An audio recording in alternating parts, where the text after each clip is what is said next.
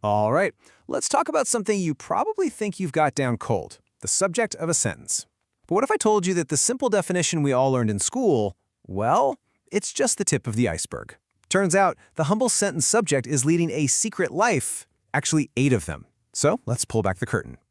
You know this rule, right? It was drilled into us in grade school. The subject is the doer, the hero of the sentence. John runs. The dog barks. Seems simple enough, but honestly, that definition is a huge oversimplification. Let me show you a few examples that start to poke some serious holes in that old rule. So take this sentence. The wind destroyed the houses. Our subject here is the wind. Now, the wind is definitely a thing, and it's doing an action, so it kind of fits. But think about it. Does the wind decide to destroy houses? Of course not. It's an inanimate force. It has no intention. This is our very first clue that our doer definition is, well, a little wobbly. Okay, now what about this one? The subject is yesterday. So what action is yesterday performing here? Is it doing anything? No, it's just being exceptional. This is where that whole doer definition really starts to crumble.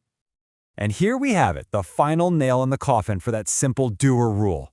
It is raining. What in the world is it? Is there some mysterious being named It who's in charge of the weather?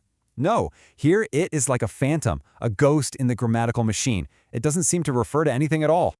So, if the subject isn't always the doer, then what is it, really? Well, here's the secret. Subject isn't a single job. It's more like a role in a play.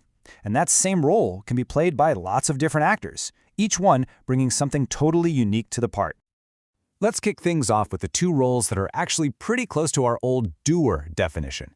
These are the subjects that are, actively causing something to happen. Okay, so on the left, you've got the agentive subject. This is your classic doer, someone like John who's intentionally doing something. But now look to the right. The instrumental subject is an inanimate object or a force, like the key that causes the action. See how the verb opened is exactly the same, but the nature of the subject is completely different? And this little distinction is a big deal. It totally changes the focus of your sentence. Are you talking about the person who's responsible or the tool that made it all possible? But subjects aren't always causing the action, right? Sometimes they're on the receiving end, or maybe they're just providing the setting for whatever's going on. Let's dig into these more passive roles. All right, let's meet 4 more characters in our little grammar play. The affected, the recipient, the locative, and the temporal subjects. First up, we have the affected subject. In John fell down, John isn't actively doing the falling, like he might actively run a race. The falling is something that's happening to him. He's being affected by it. It's a subtle but really important difference, isn't it? It's the difference between a deliberate choice and something just happening. Next, we have the recipient subject. This subject is on the receiving end of something. Maybe it's a physical thing, like in she has a big house. Or maybe it's a perception, like in I heard the music. You aren't acting on the music is coming to you. You are the recipient. And this is where it gets really, really cool. A subject can actually be a place. In the sentence, the bus holds 40 people, the bus isn't an agent doing anything. It's the location, the container for the action. The place itself gets to be the star of the show.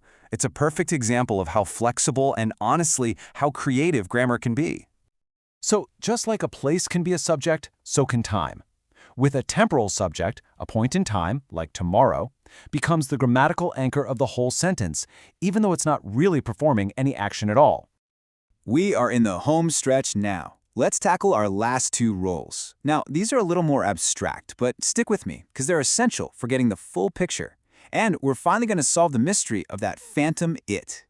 So sometimes, an entire event can act as a single subject. When we say something like, the concert was fun, we're basically taking that whole complicated thing, the music, the crowd, the atmosphere, and treating it as one idea. That whole event becomes our subject. We call that the eventive subject. And here it is, the solution to our mystery, the empty it. In sentences about weather or time, like it's raining or it's getting late, the it doesn't actually refer to anything specific. It's a grammatical placeholder. It's a phantom that's only there because the rules of English say, hey, you need a subject here.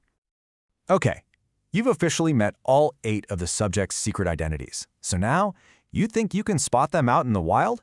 Let's do a quick test and find out. The first one up, the storm destroyed several houses. The subject is the storm. So, which of the 8 roles is it playing? Go on, take a second. The answer is instrumental. The storm is an inanimate force that's causing the destruction. If you got that one, awesome job. Ready for round 2? Okay. In this sentence, she saw a beautiful scene. What role is she playing? Now this one's a little trickier. Think about which way the action is really flowing. The answer is recipient. She isn't acting on the scene, she is receiving the visual information from it. The beauty of the scene is flowing to her. Excellent work. And there you have it. It's not just one simple doer. It's 8 distinct, nuanced roles that a subject can play in any given sentence. And you know, this is why it's so much more than just a nerdy grammar lesson. The subject isn't some rigid rule you have to memorize. It's a flexible, powerful tool. Once you understand these different roles, you start to see all the subtle shades of meaning when you read, and it gives you so much more precision and creative power in your own writing. It really just goes to show you that language is so much more complex and fascinating than the simple rules we pick up in school. It kind of makes you wonder, doesn't it? What other grammar rules are really just the beginning of a much deeper story? Thanks for tuning in.